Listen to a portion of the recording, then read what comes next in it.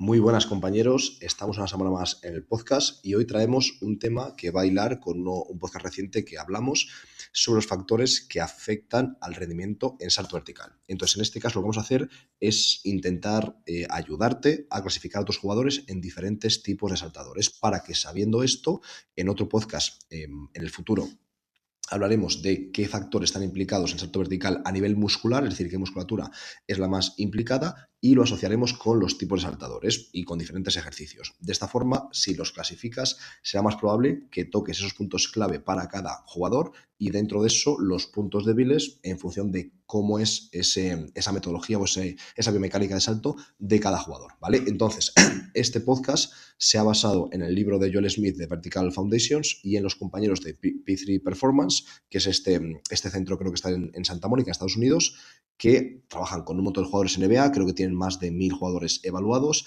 y a raíz de ahí han sacado diferentes conclusiones, ¿vale? Entonces, ambas filosofías están de acuerdo en que las principales formas de salto son salto en parado a dos piernas, salto en carrera, tanto a una como a dos piernas, pero difieren ligeramente a la hora de clasificar a los saltadores. En el caso de Joel Smith, habla de saltadores rápidos que se caracterizan por tobillos y caderas fuertes, ser dominantes de cadera, no de rodilla, y preferencia por saltos en carrera respecto a saltos de parado y sobre todo carrera a una pierna. Se sienten más cómodos con saltos rápidos, con muy poco rango articular, muy poca flexión de cadera de rodilla y saltando a una pierna, ¿vale? Y luego están saltadores fuertes que se caracterizan por ser muy fuertes a nivel de cadera anterior, sobre todo en la porción distal del cuádriceps, la zona más cercana a la rodilla, son dominantes de rodilla, como decimos, y se encuentran más cómodos con saltos en parado a dos piernas.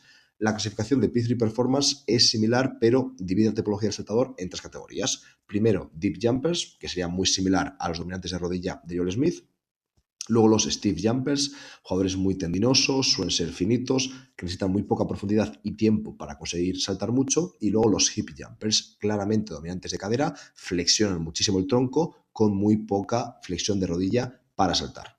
Ahora, la idea sería que analices cómo es tu equipo, analices cómo se comportan estos jugadores y los clasifiques. Una vez que lo hagas, va a ser mucho más sencillo que seas capaz de fortalecer esa musculatura implicada, que hablaremos de eso en un podcast muy breve, dentro de 2-3 semanas hablaremos de ese podcast, y a raíz de ahí poder describir esos factores clave de cada jugador en relación al salto. ¿Cuál es luego el arte de esto? Claro, intentar mejorar no solamente su salto vertical, sino el resto de facultades, el resto de capacidades de ese jugador que necesita en competición. Entonces, el debate o lo difícil sería, vale, si tengo a un hip jumper, a un saltador dominante de cadera, el saltador rápido en principio de Joel Smith, y quiero que salte más, aún lo voy a hacer más dominante de cadera, más trabajo de bisagra de cadera, hip thrust, rumano, también quizás mucho trabajo balístico tipo el kettlebell swing, ¿vale? Y seguramente mejore su salto vertical. Ahora, esto puede hacer que esté aún más descompensado, que su rodilla sea débil y que por eso tenga más problemas en el futuro, tendinopatías, o que quizás sea malo desacelerando, frenando por esa falta de fuerza en la rodilla. Es decir, ¿cómo enfocarías tú este tipo de trabajo? Y aquí lanzamos esa pregunta, esa reflexión y lo que haríamos nosotros es intentar, por una parte, hacer otro tipo de test, otro tipo de pruebas, para ver si es realmente una debilidad, es decir, que ese jugador salta de esa forma. Hemos puesto el ejemplo de dominante de cadera, porque quizás tenga dolor a nivel de tendinopatía rotuliana o muy poca fuerza en la rodilla, entonces su cuerpo está utilizando esta estrategia para, de esta forma, conseguir saltar, que es la acción motriz que quiere hacer el jugador, que le pide a su cuerpo, pero realmente no es porque sea más eficiente de esta forma, sino porque no tiene la otra opción, porque es débil. En este caso, yo intentaría sí o sí fortalecer esa musculatura, tanto con gestos de fuerza máxima, prioritariamente, como RFD, fuerza explosiva, etcétera. Pero se puede dar el caso de jugadores que realmente son fuertes, tanto a nivel de flexión como extensión de rodilla, simplemente para saltar lo hacen mejor de esa forma. Y de hecho, creo que los saltadores rápidos que comentamos, los que son Steve Jumpers quizás en el caso de PC Performance, son incluso más interesantes porque consiguen saltar muy rápido con menor flexión articular y con menor tiempo necesario. Es decir, que si este tipo de jugador no tiene sentido que tú intentes forzarle a que sea más tipo RFD a que baje más, a que sea más dominante de rodilla. Entonces hay que intentar ver si esa forma de saltar es simplemente una estrategia que ha encontrado el cuerpo porque es más eficiente de esta forma, no porque sea débil, o si es simplemente una adaptación cuando hay algún tipo de patología. Por ejemplo, una adaptación clásica es cojear cuando tienes algún tipo de molestia. Es decir, no cojeas porque seas más eficiente, más eficaz en el gesto, sino porque tu dolor no te permite caminar normal. Esa sería un poco la metáfora, el símil, ¿vale? Entonces, en este caso, si ese jugador tiene buenos valores en diferentes